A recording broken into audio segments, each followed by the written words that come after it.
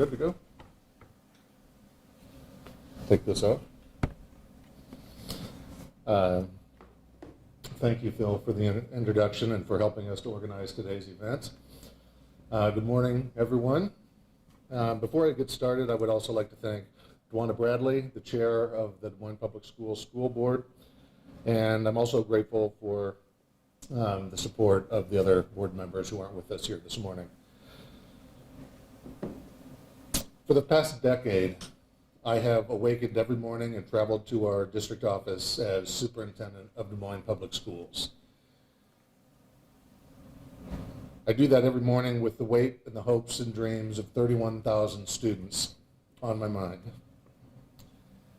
In a state I treasure, a city I love, and a community that has embraced my vision to provide equitable opportunities and outcomes for all children, even during some of the most turbulent moments of our lives.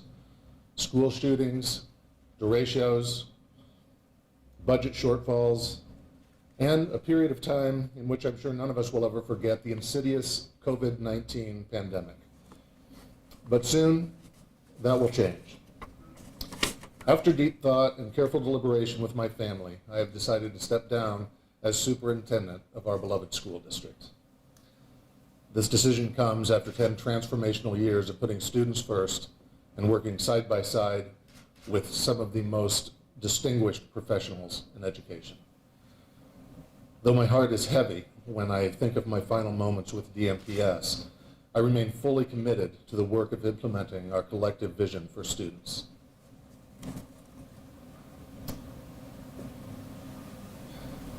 As I reflect on this very humbling, soul-wrenching work, I feel an enormous sense of satisfaction knowing the systems and tools that we have put in place will continue to amplify our educational ambition for the most underserved students in our school district.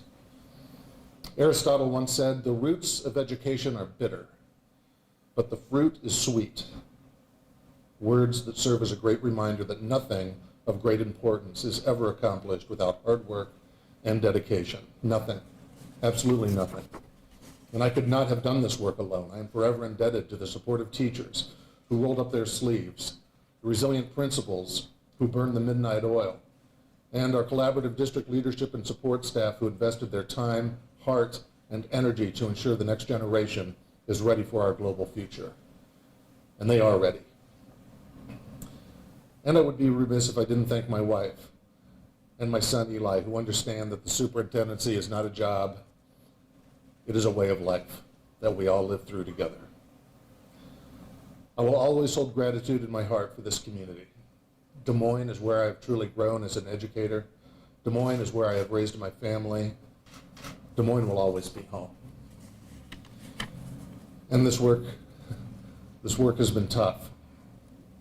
Des Moines is different than other school districts in Iowa.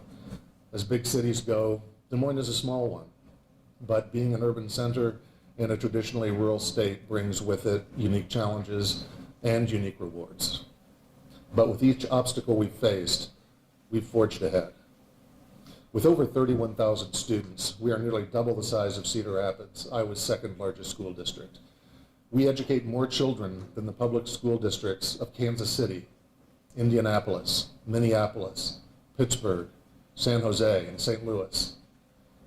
DMPS has 1/10 the enrollment of Chicago public schools, yet has a greater proportion of students receiving free and reduced price lunch, 76%, compared to their 69%. Add to this, our proportion of students identified as English language learners is on a par with theirs, something not many would believe, but it's true. And we've met every challenge with a viable solution for our students. Indeed, Des Moines is truly an international city. DMPS students speak 83 languages and hail from 109 different nations. These factors bring challenges with them for sure. However, without challenges, there would be no accomplishments. And I could not be prouder of what we have achieved. The driving force behind my administration has always been leaning heavily into providing equitable opportunity. Excuse me. I'm going to take a little sip of water here. Pardon me.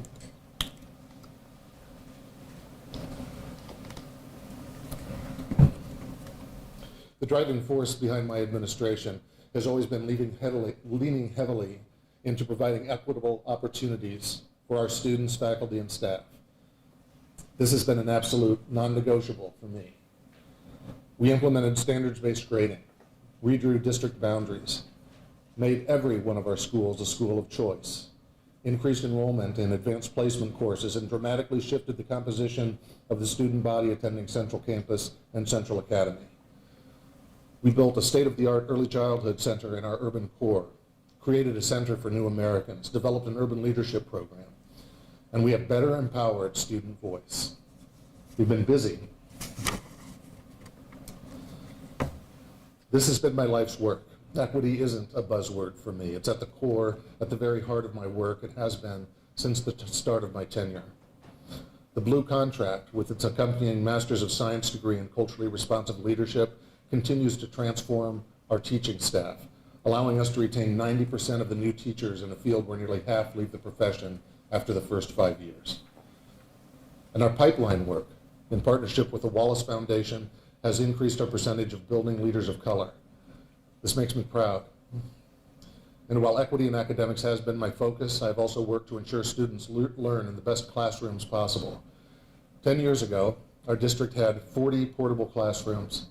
Today, those have been eliminated, and all of our students, regardless of zip code, regardless of program, learn in air-conditioned brick and mortar buildings, including 2 newly constructed schools, the Jesse Franklin Taylor Center and Edmonds. In addition, we have won accolades for our energy-efficient buildings, which are better for the environment and allow us to drive millions more general fund dollars into instruction. And that brings me to another major focus of my administration, fiscal responsibility and stewardship. For 10 strong consecutive years, we've maintained a healthy fund balance and spending authority balance, despite the last 10 years being the worst in the state's history for school funding. And 2 years ago, we passed the district's first maximum voter-approved physical plant and equipment levy, or PEPL, providing an additional $6.5 million annually to support student technology, while at the same time lowering the tax burden for our community. DMPS is fiscally sound, producing more college-ready graduates with fewer resources than most districts across this nation. And I'm proud. And finally, as I bid Des Moines farewell, I can't help but reflect on our 2019 record-high graduation rate, a major accomplishment that was only achieved through true collaboration and the hard work of our students, many who had been counted out. In the glory of that moment, I thought of the profound words of Dr. Martin Luther King Jr., a true civil rights icon. Intelligence plus character. That is the goal of true education. Goodbye, Des Moines. Through tears, sweats, laughs, civil unrest, and even a global pandemic, our great American city, in the heart of our beautiful nation, proves our educational system is resilient. And although we may face the impossible, together we are still capable of producing leaders for the world stage of tomorrow. Thank you for your time this morning, your support, and allowing me to serve you all for a decade of challenges and triumphs. I'm truly grateful.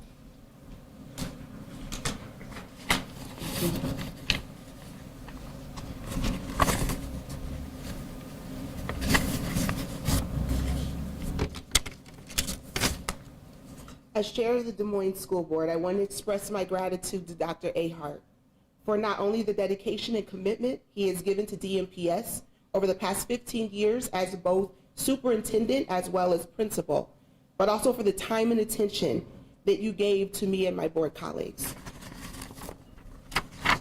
The job of a school district superintendent is difficult on many levels, including the fact that they have 7 bosses, those of us elected to serve on the school board.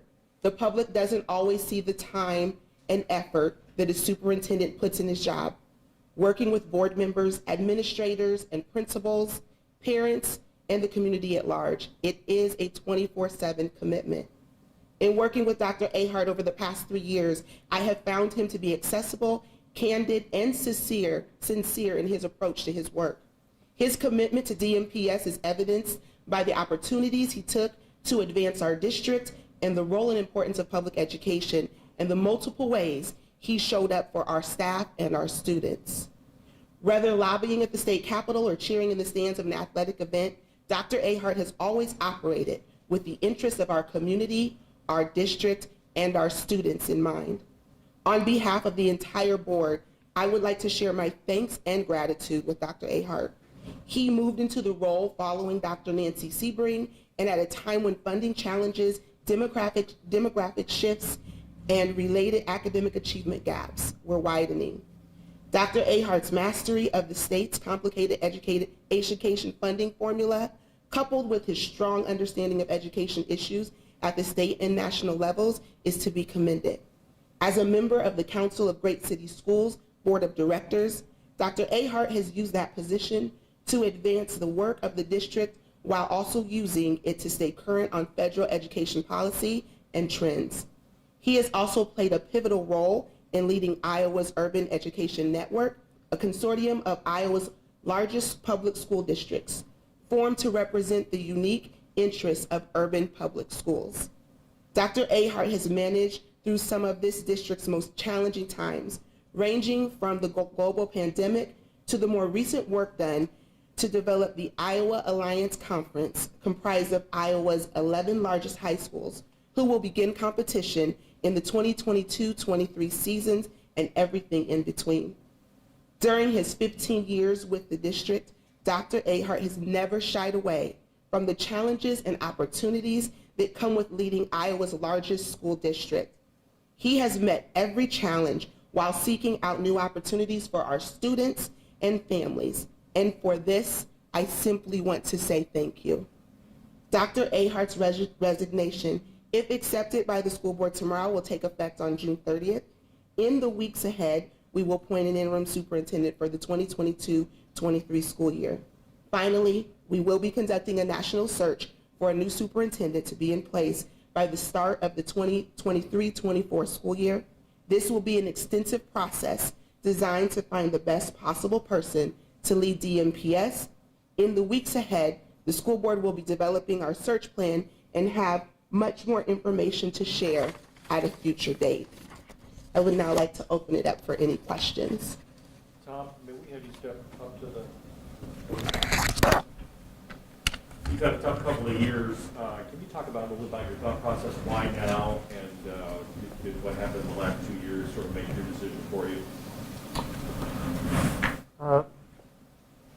I think it has more to do with the cumulative effect of 10 years of being in this role.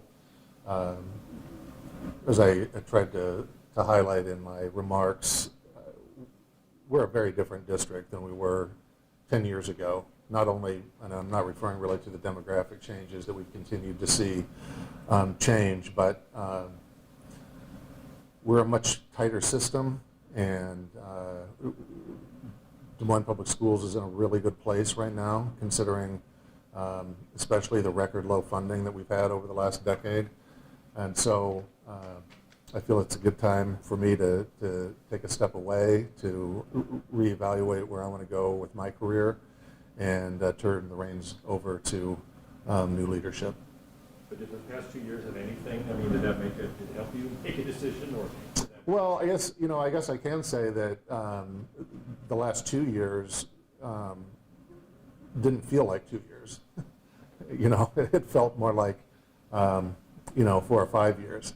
I think you ask any educator that, they'll tell you. And as you've seen around the country, not just in education, but in other lines of work, people are doing some reevaluating of where they are professionally, given the sort of new perspective that they have on the world after suffering through a 2-year plus global pandemic.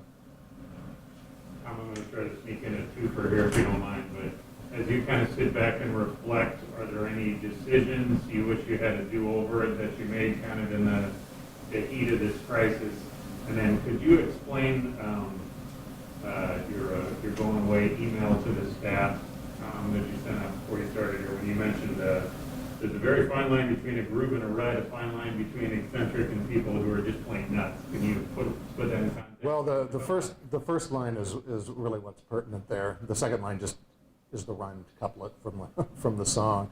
But yeah, I mean, I think we have a good groove going here, and we have developed leadership very effectively in this district. There was a time, actually when I was hired as principal, that every time we had a principal opening, there was sort of a panic at central office, because where are we going to find a new principal? And we've invested a lot into our system and developing talent, especially at the teacher level on up, so that now roughly 90%, I think it's a little bit north of 90% of our principals, even with an increasing number of principals of color, come from inside, because we actually have a system that starts at what's happening in the classroom and then expands out from there. So there are, if there's a decision that I wouldn't say there's a decision I'd like to take back on, but I would say if I had to do it all over again, I would have spent more time lobbying the community for more support. I think that we've worked really hard to protect the classroom from really historic budget concerns, and have tried to not have the impact felt at the classroom level, at the student level, and that's come with a huge cost. All of our folks are doing more work, longer hours, and then when you add the pandemic on top of it, we need more help. That's not specific to DMPS, but when you're operating a district like ours, in a state like ours currently is, the challenges are monumental, and there are a lot of things working directly against our efforts. So I would have spent more time from the beginning through the end more actively lobbying the community for more support. Dr. Ahart, do you feel like you were forced out of this role? No. Dr. Ahart, I'm wondering, you've led a school district through a pandemic. What has this taught you about leading an education system going through a crisis like this? I missed part of that. You led the school district through a pandemic. What's it taught you about being an educator, leading an education system through a crisis like the COVID-19 pandemic? I think it re-taught me something. When it comes down to it, what we want is for all of our kids to be healthy and thriving. And a lot of the students in Des Moines Public Schools are more reliant on the school system than they are in other places to be thriving and healthy and happy. And so I think it really brought back into clear focus why I was drawn to education in the first place 31 years ago, to really serve kids. And in schools, we traditionally think of that as, with academic markers, obviously, but especially through the pandemic, I think it highlighted how reliant our communities are, especially urban communities, on our school systems. And while parents and families want excellent academic outcomes for their students, just as all of our educators do as well, we can't just focus on academics or we'll never get there. And I think the pandemic magnified that in spades. I'm wondering if you could please maybe elaborate what kind of went down on the Friday night special school board meeting regarding your performance. I couldn't tell you that. I wasn't there. Oh, okay, you weren't there. You weren't there. School board was? I wasn't there, so I can't comment. Okay. Sorry, I thought you were there. Can you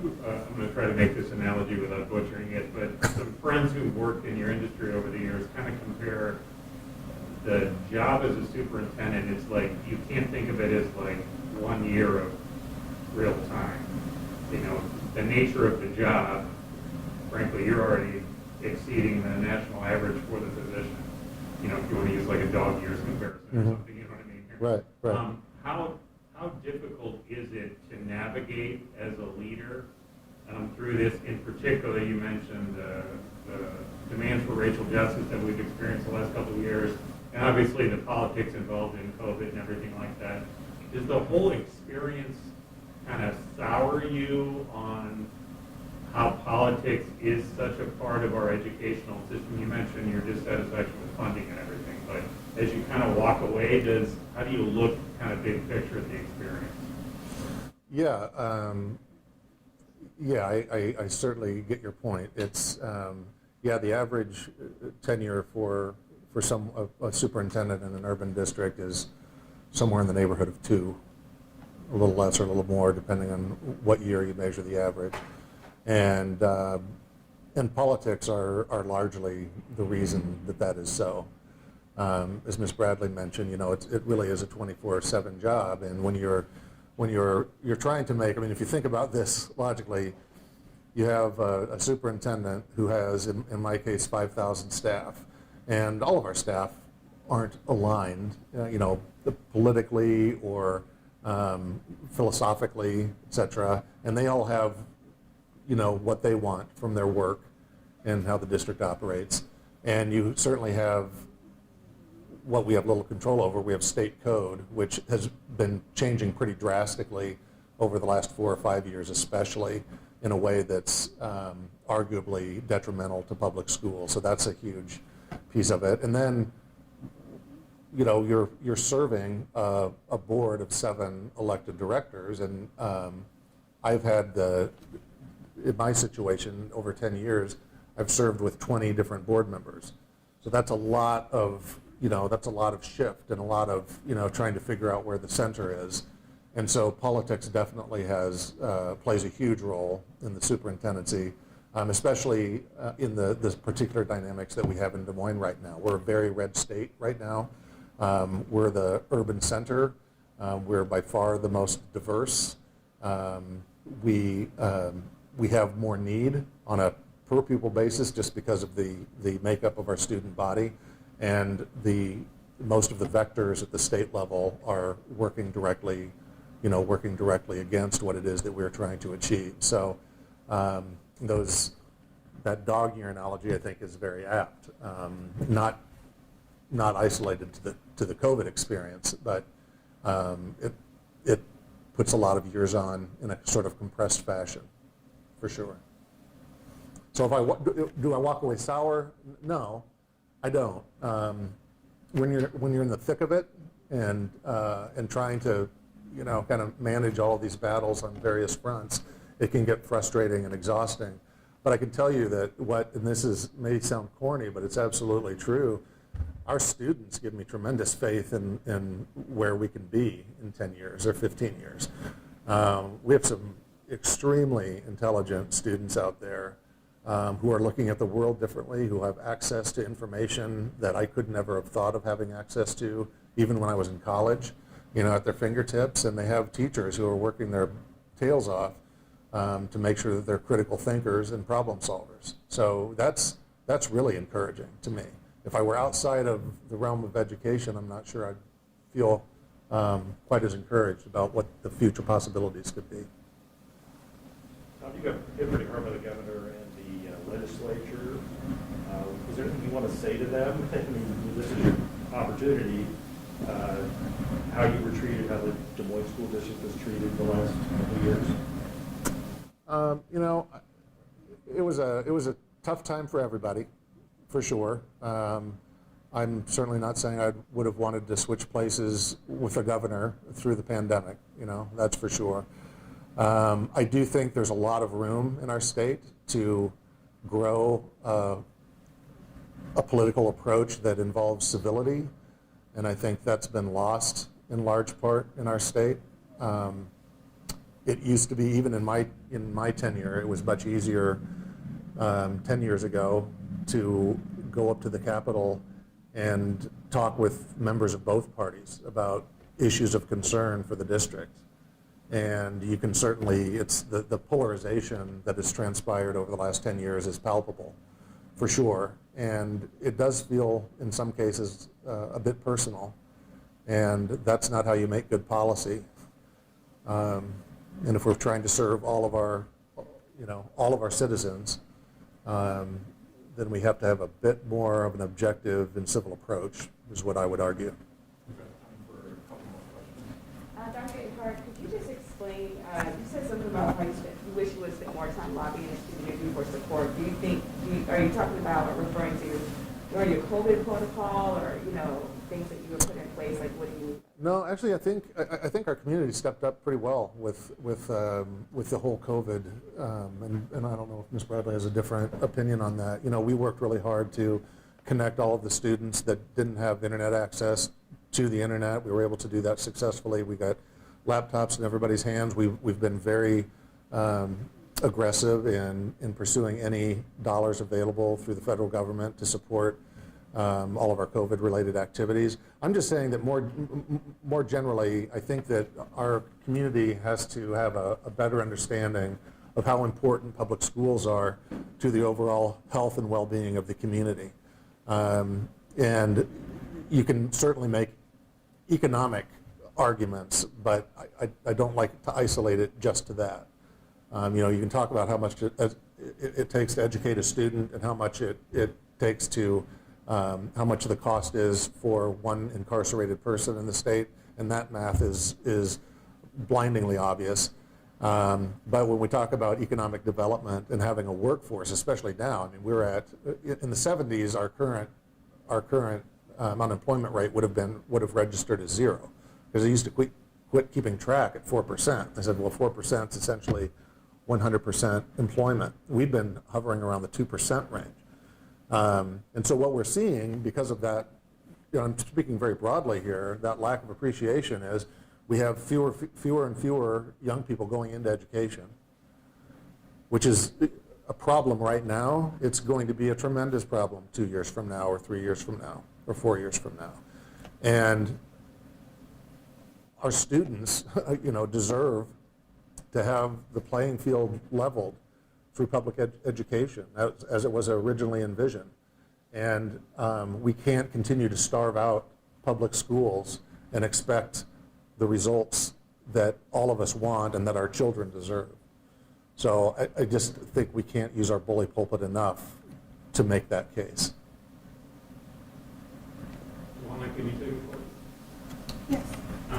Could you explain maybe, whether it's for the board position or from yours, the type of leader you think you'd want to see for the district, the next one?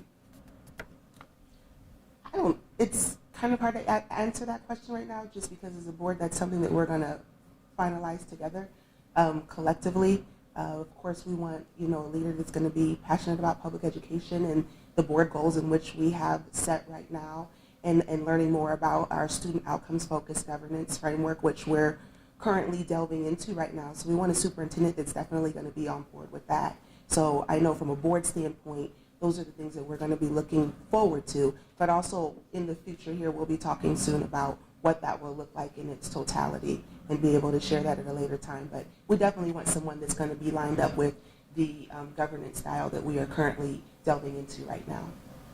Were you surprised by this? I think in any profession, when someone says they're retiring, there's an element of surprise, because the leader that you have, you want them to stay. We know Dr. Ahart's been here for over 10 years. So I think that in any realm of work, when someone says that they're leaving after putting in those long years that he's put in, there's always an element of surprise. So I think it's pretty obvious. You don't expect it, but you do understand it.